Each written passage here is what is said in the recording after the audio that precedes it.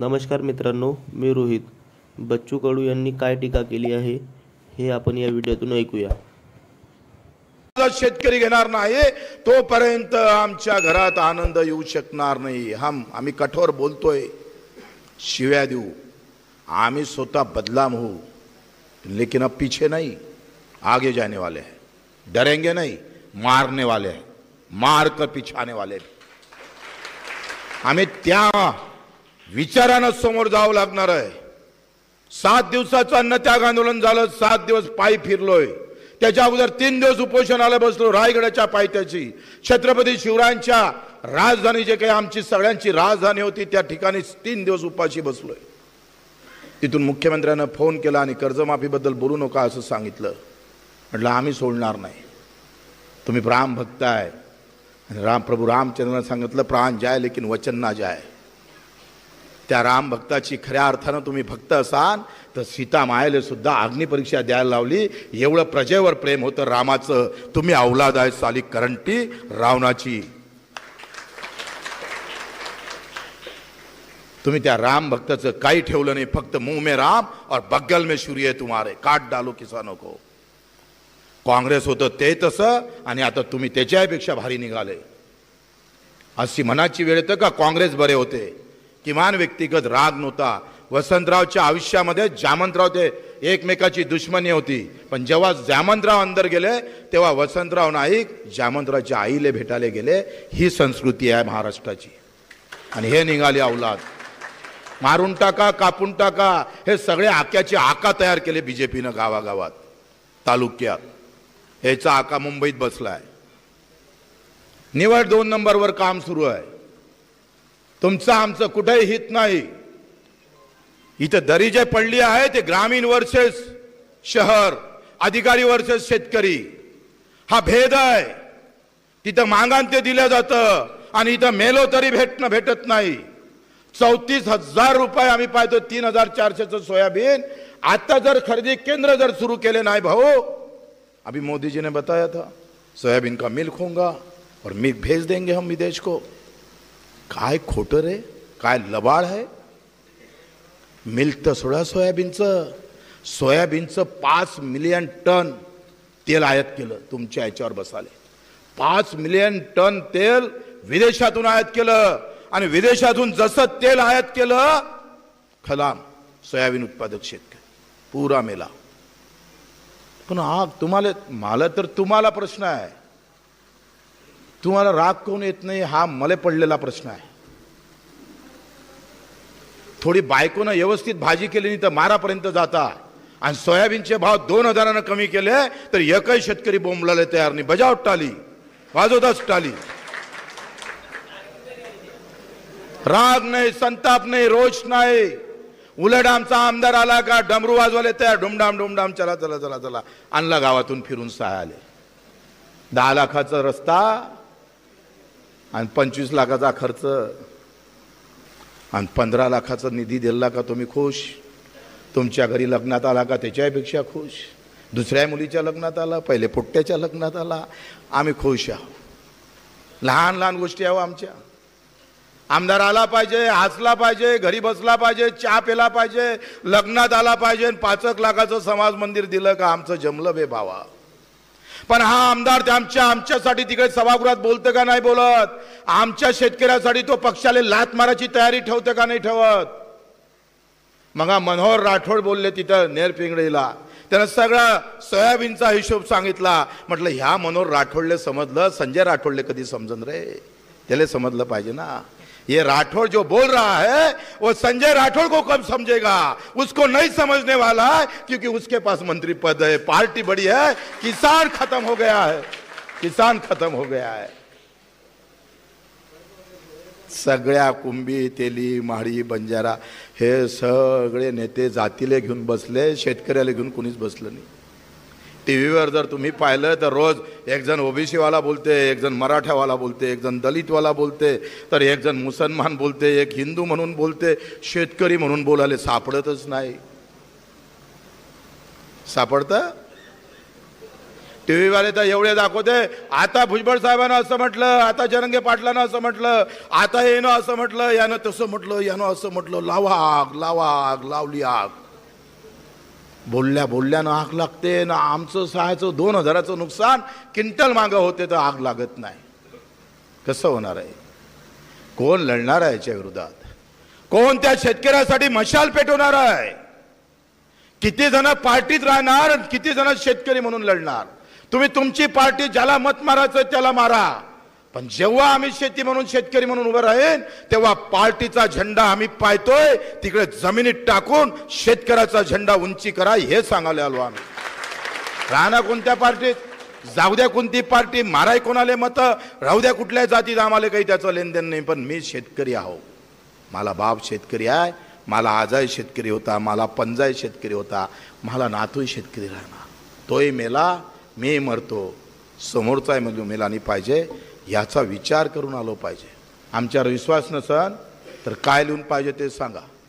तुम्ही सांगा बच्चू कडू ह्या सभागृह सोडायच्या अगोदर हात तोडून ठेवा, करंगे तोडून ठेवा, बच्चू कडू तोडायला तयार आहे. विश्वास नसन तुमचा तर आम्ही तयार आहोत. 350 गुन्हे दाखल आहेत, 350. 5 ते 6 गुन्ह्यामध्ये 3-3, 4-4 वर्षाची सजा लागलेली आहे. एकही गुन्हा स्वतःसाठी नाही, सगळ्या शेतकरी दिव्यांग बांधवासाठी आहे. लड़ाई जाति और धर्म की नहीं, लड़ी है अर्थभेद की. पैसा कहाँ जा रहा हो, मेहनत कौन कर रहा है और पैसा किसके पास जा रहा है? लड़ाई अमीर और गरीब की है, लड़ाई ईमानदार और बेईमानी में रहने वाले लोगों के खिलाफ है. हम ईमानदारी से कमाते हैं लेकिन बेईमानी वाले खुश है इस देश के अंदर. जे बेईमानीनं जगतात ते चांगले आहे, त्यांचे घर चांगले आहे. तरी मार मेहनत करून अख्खं कुटुंब परिवार त्या शेतात राबतं, पण साधं एखादा दिवाळीचा चांगला ड्रेस आणाव तेच आम्हाला कठीण जात आहे. आजही माय माऊली जर एखादी बिमार पडली आणि 40,000 जर खर्च नुकसान सांगितला तर 40,000 सुद्धा पाहले एकमेकाच्या तोंडाकडे पाहावं लागतं. ही 75 वर्षाची अवस्था आहे. काँग्रेस काय आणि भाजपा काय? सवाल पार्टीचा नाही आहे. आम्ही काही पार्टीच्या विरोधात लढायला आलो नाही, आम्ही शेतकऱ्याचं बोलायला आलो. त्याच्यात पार्टीच्या विरोधात 2 शब्द आले तर नाराज होऊ नका, नाही तर तुम्ही म्हणाल का आमच्याच पार्टीच्या विरोधात बोंबलाले आला काय? घे झेंडा, मरताना चुटकून घेतो ढुंगणाले, घेऊन जातो सोबत. हा जास्तच प्रेम असन तर लिहून ठेव कागदावर का मला झेंडा, माझ्या पार्टीचा झेंडा, त्याच्यावर पार्टीचा नेत्याचा फोटो, मी मेल्यावर माझ्या ढुंगणाले चिटकून माझी मुठमाती करावी. एवढंच राहिलं सायाले. काय निष्ठा आहे रे तुमची नेत्यावर? जे माय 9 महिने पोटात बाळ ठेवतं तिच्याबद्दल तुम्हाला बेकार वाटत नाही, पण नेता मेला तर श्रद्धांजलीचे पोस्टर गावागावात लागतं रे. 6.5 लाख शेतकरी मेला, एकाने साल्यानं श्रद्धांजली अर्पण केली नाही. तुमच्यासाठी एकही नेता बोंबलला नाही. तो दिल्लीतला माणूस मरतं पण गावातल्या लोकांना दुःख वाटतं. ही आमची तर काय बोलावं तुम्हाला? मनात तर शिव्या आल्या होत्या. एवढे निष्ठावान झाले तुम्ही नेत्याचे. आणि मी तर बरे आहे ना राजकारणी लोक, तुम्हाला भडकावले पाहिजे काय रे? तो सचिन जाधव मेला परभणीचा, 34 वर्षाचा. 3400 रुपयामध्ये आम्ही पाहतोय त्यानं सोयाबीन विकलं 3400 मध्ये. आणि 3400 मध्ये सोयाबीन विकल्यावर मी त्याच्या घरी गेलो आणि ते विकल्यानंतर त्यानं व्यापाऱ्याकडे गेला आणि व्यापाऱ्याकडे गेल्यानंतर पैसे अर्धेच दिले त्यानं. 6 क्विंटलचे पैसे होते, 3 क्विंटलचे दिले आणि बाकीचे म्हणे नंतर पाहू. तो अधिक 2 महिन्यानं गेला आणि भाऊ ते पैसे राहिले वा आमचे द्या थोडंसं. एकतर पहिलेच भाव भेटला नाही, आता ते पैसे नाही दिले तर कसं होईल? व्यापारी मोठ्या आवाजात बोलला काय असेल ते करून घे, पैसे भेटत नाही, डुबवले पैसे. हा ठाण्यात गेला, ठाण्यात व्यापाऱ्याचं नाव सांगितलं. ठाणेदार म्हणे जमत नाही, असा रिपोर्ट जमत नाही. आमदाराकडे गेला आणि मी व्यक्तिगत भानगडीत पडत नाही. आता कुठं जाव, मराव ना ते ना. आणि मेलाच. येता येता पॉयझन घेतलं आणि रस्त्यावर पडून मेला. 34 वर्षाचा तरुण. बायकोले माहीत झालं तर माझ्या पतीनं पॉयझन घेतलं आणि मेला. 7 महिन्याचं बाळ होतं पोटात त्या बाईच्या, तिच्या पत्नीच्या. आणि तिनं माहीत झाल्यावर त्याने आत्महत्या केली त्या बाईनं. ती माऊली मेली. 2 आत्महत्या आणि पोटातली बाळातली 3री आत्महत्या झाली. गावात रोष नाही, राग नाही, संताप नाही, बॅनर नाही, काहीच नाही. कारण गावातल्या लोकांनी सांगितलं सत्ता आमची आहे, बोंबलांतर याद राखा. ठाणेदार सांगत गाव दबलं. एवढी नामर्दी झाली आमच्या. छत्रपतीचं नाव घ्यायचं आणि प्लॅस्टिकची तलवार वापरायची. तुम्हाला काही रोष नाही, काही नाही. तो जातीच्या नावाने मेला असताना बंजारा, मराठा, तेली, माळी म्हणून, हिंदू मुसलमान म्हणून फिर गाव जलता था, फिर मजा आती थी. इथं जातीच्या नावानं, इथं धर्माच्या नावानं मेलं तर महत्त्व आहे. 6.5 लाख शेतकरी मेला. बटेंगे तो कटेंगे म्हणणार आहे. या 6 महिन्यात 3,000चा आकडा ओलांडला. मागच्या वर्षी 2,558 लोक आत्महत्या केली होती. यावर्षी ज्या आमच्या मेपासून म्हणजे जून जुलैपासून तर आत्तापर्यंत 3,000च्या वरती आत्महत्या केल्या. बटेंगे तो कटेंगे म्हणणाऱ्या सरकारनं आमच्या हिंदू शेतकऱ्यालाच कापून टाकलं. पण तो शेतकरी म्हणून मरतं, तो हिंदू नसतं. आणि मुसलमान आणि हिंदूच्या दंगलीत तो हिंदू असतं. सरकारच्या धोरणानं मेला, त्याची कोणती जात नाही, त्याचा कोणता धर्म नाही. शेतकरी मेले तर त्याचा आम्हाला काही पर्वा नाही. आमच्या डोक्यातली जात आणि धर्म, हा जात असली तर ते सोयरीकमध्ये असली पाहिजे आणि धर्म असला तर उत्सवात असली पाहिजे. पण ते मतातही आली. आणि बगर मतात आल्यामुळं झालं काय का गणित बदलले. मुंबईच्या एका मोठ्या नेत्यानं मला सांगितलं, म्हणजे तू कायले त्या शेतकऱ्याच्या मागं लागलाय, तू मरून जाशील, तुला आत्महत्या करायची वेळ येईल, त्या शेतकऱ्याच्या आंदोलनात तू पडू नको, माझी सल्ला आहे म्हणे. म्हणलं असं काय कारण घडलं? तर म्हणे शरद जोशीला या शेतकऱ्यानं पाडलं आणि गंजाटी माणूस निवडून आणला. 34 वर्षाचा तरुण हिंगणघाटमध्ये निवडून आला. ज्या शरद जोशी साहेबानं विदेश सोडला, 3 लाखाची नोकरी सोडली, 20 वर्ष प्रत्येक तालुक्यात जिल्ह्यात पायपीट केली, रक्त बामळ झाला, लाठीचार झाला, गोळी लागली, घरदार सोडलं, तुळशीपत्र ठेवलं आणि बायकोनं आत्महत्या केली शरद जोशी साहेबाच्या. एवढं सगळं नशिबी आल्यावर शेतकऱ्यानं मात्र मत नाही मारलं हो. कारण त्याची जातीचे लोक कमी होते राव.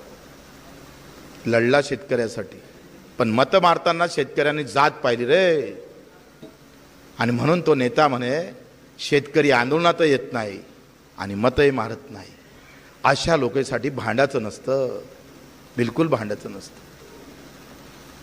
पूज्य बाबासाहेब आंबेडकरांनी घटना आणि घटनेतून मताचा अधिकार दिला. तो व्यवस्थेवर वार करायसाठी दिला. तुम्हीच व्यवस्थेचे बळी झाले. त्या मतदानाच्या माध्यमातून नेता तुमच्या ताब्यात राहिले पाहिजे होता, नेत्यावर तुमचं वर्चस्व राहिले पाहिजे होतं. पण उलटं झालं. 75व्या वर्षामध्ये त्या नेत्याचंच वर्चस्व तुमच्यावर आलं. मतदान की कीमत ही कम हो गई, वोट का कोई पावर नहीं रह गया. जिसकी पार्टी बड़ी उसका नेता बड़ा और जिसका नेता बड़ा उसका आमदार और खासदार बड़ा. तुमचं राहिलं काय? लोक काय म्हणतंय, चांगल्या पार्टीची तिकीट आण मग तुले मत मारतोय. पण चांगलं काम कर मग तुले मत मारणारी जमात संपली आहे. आता 7 दिवस उपोषणाला बसलोय. ज्याला 2 पाय नाही, हात नाही, डोळे नाही, चलता येत नाही, बोलता येत नाही, त्या विधानसभेमध्ये एकही मैकेलाल बोलला नाही. हा बच्चू कडू 20 वर्ष आमदार होता. एकही भाषण दिव्यांगाच्या शिवाय शेतकऱ्याशिवाय आम्ही केलं नाही. मी एकदा भाषण करत होता, बाजूनं एक आमदार होता, तो म्हणत होता मालय मतदारसंघातलं 2 शब्द बोला ना म्हणे बच्चू भाऊ. म्हटलं तू कोण बोलत नाही? नाही म्हणे मला पार्टीचं तिकीट पाहिजे, ते देणार नाही. मी त्या मायचा मारे तर पार्टी तुम बड़े नहीं है, पार्टी बड़ी है. वोट तुम्हारा और कीमत पार्टी की है. वोट आपका है तो कीमत भी, मजबूती भी आपकी होना चाहिए. लेकिन जिधर पार्टी है उधर हमारा आवाज चलता है. आम्ही बोललोय 8 लक्षवेधी गेल्या. आमच्या दिव्यांगाला 600 रुपये महिना होता, नंतर 1000 झाला, 1500 केला आणि 7 दिवस उपोषणाला बसलोय. आता माझ्या दिव्यांगाचा पगार 2500 होणार आहे. ये हमारी ताकद है. 2500 त्याच्या बापाला द्या लागल. ह्या श्रीमंताकडे जाणारा पैसा माझ्या दिव्यांग बांधवाकडे नेला. गरीबाचं आमचं गावातलं घरकुल 1.25 लाखाचं भेटायचं आणि शहरातलं घर 2.5 लाख आले. तुम्हाला कोण विचारते रे? कोण विचारतंय तुम्हाला? बयास काही दादागिरी नका दाखवत जो त्या मीडिया गिडियावर, मेरा भाई आ रहा है. कायचा भाई? मुर्दा. कोई भाईगी नहीं है. ये तो सब यहाँ के यहाँ लोगों को दादागिरी बताने के लिए भाई पैदा हो गए. अरे दादागिरी असेल तर ठेम्याटोक सोबत कर. आम्ही करतोय. आम्ही मोदीच्या गावला जाऊन धडकारलो. आम्ही तिथं ते आमदार असताना इथून 10 वर्ष अगोदर सीएम टू पीएम पर्यंत आसूड यात्रा काढली महात्मा ज्योतिबा फुलेंच्या नावानं. व्यवस्था काय? मी कायच्यावर आलो होतो आता बोललो तुम्ही याच्या अगोदर? घरकुल, पंतप्रधान आवास योजना, पहा कसा धिंगाणा आहे तुमचा. तुम्हारी कोई औकात ही नाही. कोई तुम्हाला वाटते एका दाण्याचे 100 दाणे करतो. हाय काय खिशात? 100 दाणे करतं तर तो कारखानदार 80 किलोचं लोखंड टाकतं. 100 किलोचं लोखंड जर टाकलं तर 80 किलोचेच घमिले पावळे बनते. 20% तर आम्ही पाहतोय निर्माण करतानाच घाटा आहे. आणि आमचं उलट आहे. आम्ही 1 दाणा टाकतो 100 तयार करतोय तरी आम्ही घाट्यात आहे. वाजवा टाळ्या. वाजवा वाजवा वाजवा वाजवा वाजवा वाजवा. काय उल्ट गणित है. वहां 100 के 60 और यहां 60 के 120. तो भी साला वांदा है हमारा. गट गट भाषण ऐकान, घरी गेल्यावर बायकोच्या मतानं ऐकान. गेला बच्चू कडू वाया, जायत्या मरत्या माझ. गाव गाव खेळा खेळातला, सगळ्या जाती पाती धर्मातला, सगळ्या पार्टीतला जर शेतकरी जागा झाला तर सरकार झुकल्याशिवाय राहणार नाही. एवढी ताकद आहे आमच्या. सरकार झुकेंगी. आणि मग सरकार झुकवासाठी 28 तारीख निश्चित केली.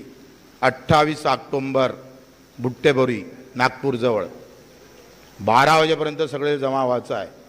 येणार का तुम्ही? मेला बे बाबा. साला अर्धा तास भाषण केलं आणि एकानंच हो म्हटलं रे. एकानंच हो म्हटलंय. थोय अपंग आहे त्यानंच हो म्हटलं. अरे येणार का? आता काय झालं म्हणजे बे पेटान तुम्ही. म्हणजे आता अधिक काय झालं पाहिजे? 5,500चं सोयाबीन 3400 विकलं तरी पेटलं नाही. 8,000चा कापूस 6,000 विकावं लागतो तरी पेटत नाही. खताचे भाव वाढले तरी पेटलं नाही.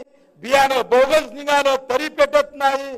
डुकर सगळं सोयाबीन खाते तरी तुमची थंडी होत नाही. आता काय केलं म्हणजे तुमचं जमन आणि तुम्ही पेटून उठा. कधी पेटून उठा?